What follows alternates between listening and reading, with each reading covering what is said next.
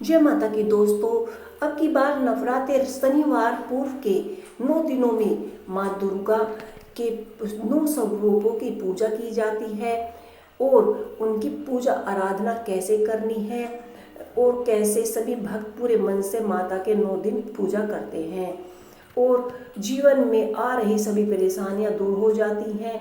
शारदीय नवरात्र की शुरुआत अश्विन मास के शुक्ल पक्ष की प्रदीपता तिथि को होती है और समापन दशमी को किया जाता है।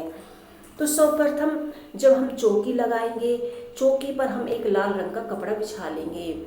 आपकी इच्छा के मुताबिक आप चाहें माता का दरबार कितना ही प्यारा सजा ले, वो आप पर निर्भर करता है, क्योंकि माता तो भाव की भूखी है। माता को इस चीज़ों से कोई फर्क नहीं पड़ता कि मेरी चौकी कैसी सजाई है। सच्चे मन से माँ की प्रार्थना करें, उनका 9 दिन का उपवास करें और इस तरह से मैं यहाँ पर माता के लिए 9 ग्रह, 9 पुत्रिकाएँ और कलश स्थापना के लिए अष्टदल कमल में चावल से बना रही हूँ।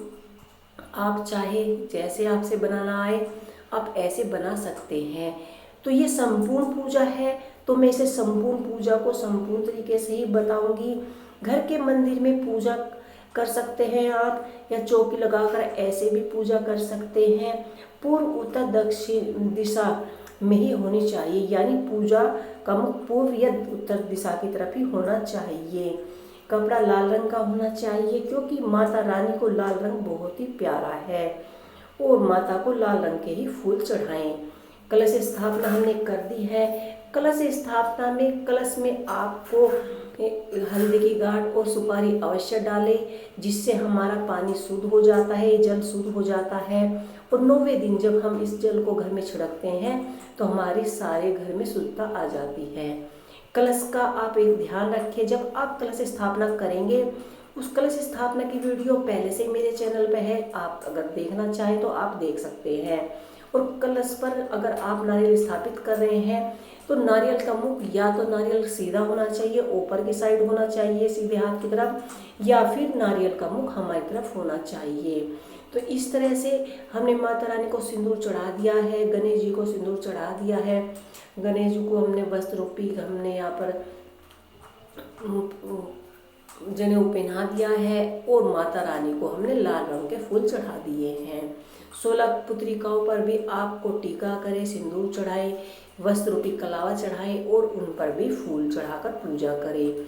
और जो भी आपने जवारे बोए हैं माता के पास आप रख दें या चौकी के नीचे रख दें। अगर चौकी आपकी छोटी है तो जवारे जरूर बोएं। और जवारे तो सभी के लिए आवश्यक होते हैं और कलश स्थापना के बिना हमारी पूजा अधूरी होती है, तो इसलिए ये दोनों चीज़ें ही करनी आवश्यक होती है।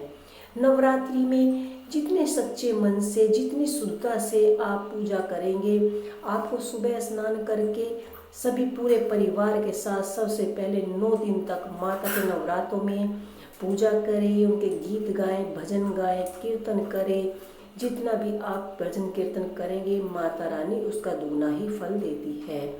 इसके बाद हमने जवारे बो दिए हैं और यहाँ पर हमने माता रानी के लिए 16 श्रृंगार रखा है। आप माता रानी को 16 श्रृंगार अवश्य ही चढ़ाएं।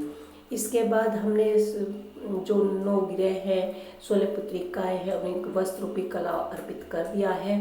अब हम एक छोटा सा हवन करेंगे और हवन में हम जब आहुति देंगे आप एक सादा सा मंत्र बोल सकते हैं। ओम दुर्गे दुर्गाय नमः, ओम दुर्गे दुर्गाय नमः, ओम दुर्गे दुर्गाय नमः, ओम दुर्गे दुर्गाय नमः, ओम दुर्गे दुर्गाय नमः। इस तरह जाप करते हुए आप एक छोटा सा रोजाना हवन कीजिए और माता की आरती कीजिए। नवरात्रों की आप पुस्तक पढ़ सकते हैं और जो दुर्गा सप्तशती की बुक आती है वो भी पढ़